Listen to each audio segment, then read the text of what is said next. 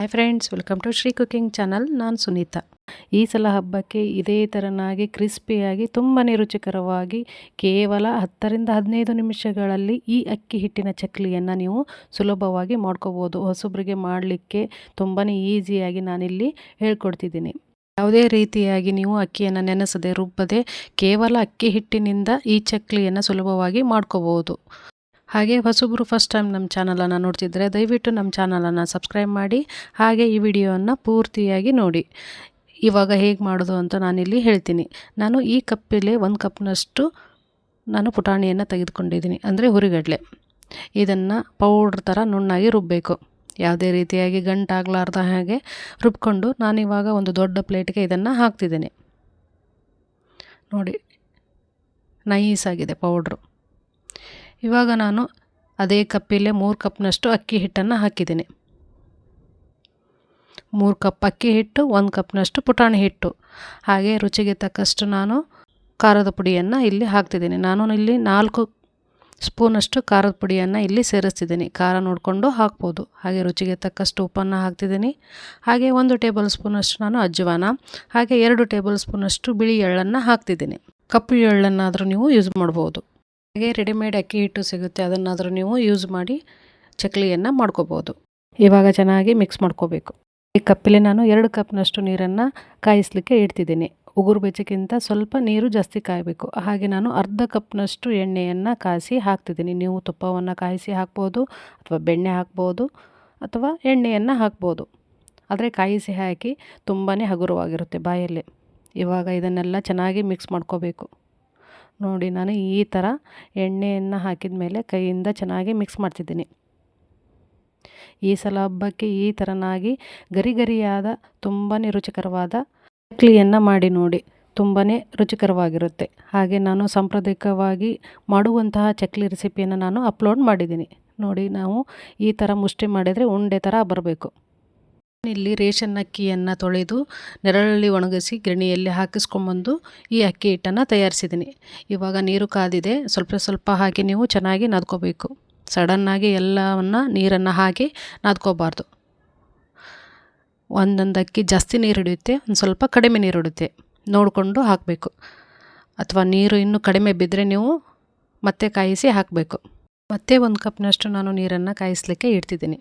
ಇವಾಗ 2 ಕಪ್ನಷ್ಟು ನೀರನ್ನು ಹಾಕಿ ಚೆನ್ನಾಗಿ ಕಲಸಿದ್ದೀನಿ. ಇವಾಗ ಅರ್ಧ ಕಪ್ನಷ್ಟು ಅಷ್ಟೇ ಮಾತ್ರ ನಾನು ನೀರನ್ನು ಹಾಕಿ ಚೆನ್ನಾಗಿ ಕಲಿಸ್ಬೇಕು. ಟೋಟಲಾಗಿ ನಾನು 2.5 ಕಪ್ನಷ್ಟು ನೀರನ್ನು ಇಲ್ಲಿ ಹಾಕಿದ್ದೀನಿ.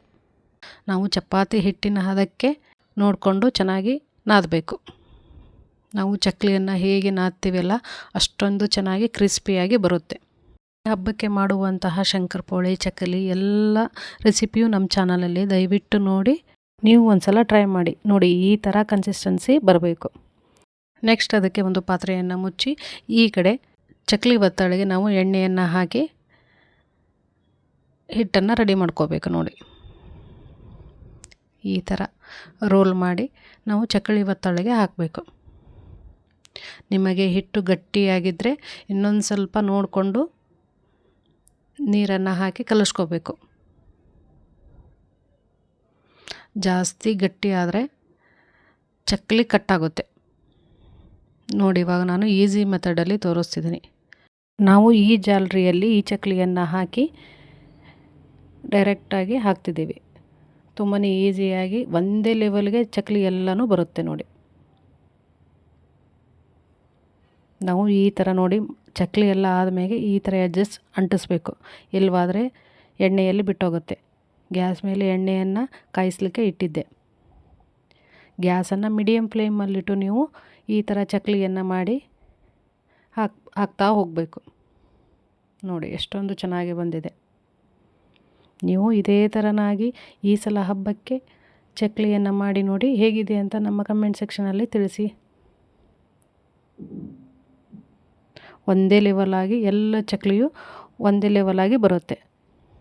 ಈ ಜಾಲರಿಯಲ್ಲಿ ನೀವು ಇದೇ ಥರ ಮಾಡಿ ಹಾಕಿದರೆ ನೀವು ಪ್ಲೇಟ್ ಮೇಲೆ ಹಾಕಿ ಕೈಯಲ್ಲಿ ಕೂಡ ಅದರಲ್ಲಿ ಎಣ್ಣೆಯಲ್ಲಿ ಹಾಕ್ಬೋದು.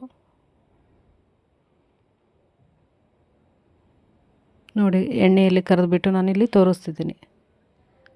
ತುಂಬಾ ಪರ್ಫೆಕ್ಟಾಗಿ, ತುಂಬಾ ಈಸಿಯಾಗಿ, ತುಂಬಾ ಕ್ರಿಸ್ಪಿಯಾಗಿ ಕೂಡ ಬರುತ್ತೆ. ಕೇವಲ 10ರಿಂದ 15 ನಿಮಿಷದಲ್ಲಿ ಈ ಚಕ್ಲಿಯನ್ನು ಮಾಡಿಕೊಡ್ಬೋದು. ನೋಡಿ ಮತ್ತೆ ನಾನು 2ನೇ ಟ್ರಿಪ್ಪಿಗೆ ನಾನು ಇದನ್ನು ಹಾಕ್ತಿದ್ದೀನಿ. ಈ ಥರ ಸ್ವಲ್ಪ ಕೈಗೆ ನೀರು ಹಚ್ಚಿಕೊಂಡು ಚೆನ್ನಾಗಿ ಮಿದ್ದಿ ಇದಕ್ಕೆ ಹಾಕಿಬಿಟ್ರೆ ಸ್ಮೂತಾಗಿ ಬೇಗ ಬರುತ್ತೆ. ಆಯಾ ಹಬ್ಬಕ್ಕೆ ಹರಿದಿನಗಳಲ್ಲಿ ಸ್ಪೆಷಲ್ ಸ್ವೀಟ್ ಅಥವಾ ಖಾರ ರೆಸಿಪಿಯನ್ನು ನಾನು ನಮ್ಮ ಚಾನಲಲ್ಲಿ ಅಪ್ಲೋಡ್ ಮಾಡ್ತಿರ್ತೀನಿ. ನೀವು ಮರೆಯದೆ ನಮ್ಮ ಚಾನಲನ್ನು ಸಬ್ಸ್ಕ್ರೈಬ್ ಮಾಡಿ. ಸಲ ವರಮಹಾಲಕ್ಷ್ಮಿ ಹಬ್ಬಕ್ಕೆ, ಗಣಪತಿ ಹಬ್ಬಕ್ಕೆ, ಹಾಗೆ ದೀಪಾವಳಿಗೆ ಈ ಥರನಾಗಿ ಚಕ್ಲಿಯನ್ನು ಮಾಡಿ ನೋಡಿ.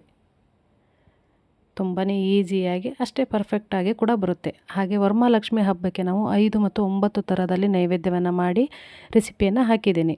ನೋಡಿ ಇವಾಗ ಎಲ್ಲ ಚಕ್ಲಿಯೂ ರೆಡಿಯಾಗಿದೆ. ತುಂಬಾ ಕ್ರಿಸ್ಪಿಯಾಗಿ ಬಂದಿದೆ. ನೀವು 1 ತಿಂಗಳವರೆಗೆ ಸ್ಟೋರ್ ಮಾಡಿ ಇಡ್ಬೋದು ಡಬ್ಬದಲ್ಲಿ. ತುಂಬಾ ಈಸಿಯಾಗಿ ನೀವು ಕೂಡ ಮಾಡ್ಕೋಬೋದು.